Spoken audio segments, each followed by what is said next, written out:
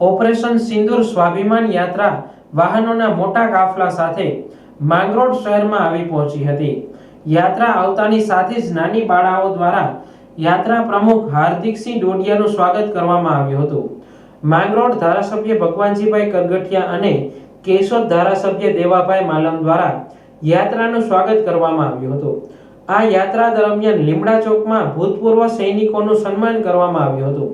શહીદ થયેલા સૈનિકોની પત્નીઓનું પણ સન્માન કરવામાં આવ્યું હતું। પોસ્ટકાર્ડ ઝુંબેશ, સિંદૂર સ્વાભિમાન ધ્વજ સ્થાપિત કરવા અને શહીદ રથ પુષ્પાંજલિ કાર્યક્રમનું આયોજન કરવામાં આવ્યું હતું। આ દરમિયાન તમામ લોકોને સિંદૂરના છોડનું વિતરણ કરવામાં આવ્યું હતું। યાત્રા દાંડીથી શરૂ થઈ આજે આ યાત્રા માંગરોળ પહોંચી હતી। અહીંથી તે સોમનાથ જવા રવાના થઈ હતી।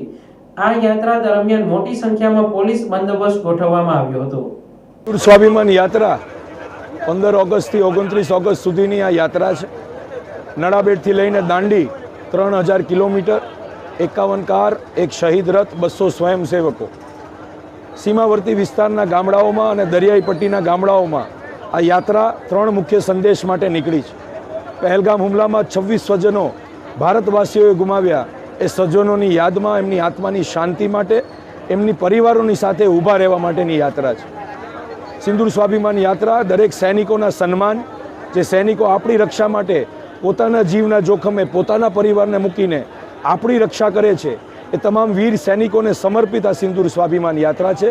એમના સૈનિક પરિવારોને સમર્પિત આ સિંદૂર સ્વાભિમાન યાત્રા છે। આ સિંદૂર સ્વાભિમાન યાત્રાનું મુખ્ય બિંદુ સિંદૂર ઓપરેશન, મહાદેવ ઓપરેશનની સફળતાની ઉજવણી માટેની આ સિંદૂર સ્વાભિમાન યાત્રા છે। નરેન્દ્રભાઈ મોદી અને એમની સરકારે લીધેલા કડક નિર્ણયોના સમર્થન માટેની આ સિંદૂર સ્વાભિમાન યાત્રા છે। આજે માંગરોળના શહેરીજનોએ ખૂબ ઉત્સાહભર્યા વાતાવરણમાં આ 26 સ્વજનોની યાદમાં, નરેન્દ્રભાઈના સમર્થનમાં અને સેનાને અભિનંદન આપવા માટે બહોળી સંખ્યામાં આ સિંદૂર સ્વાભિમાન યાત્રામાં જોડાયા હતા।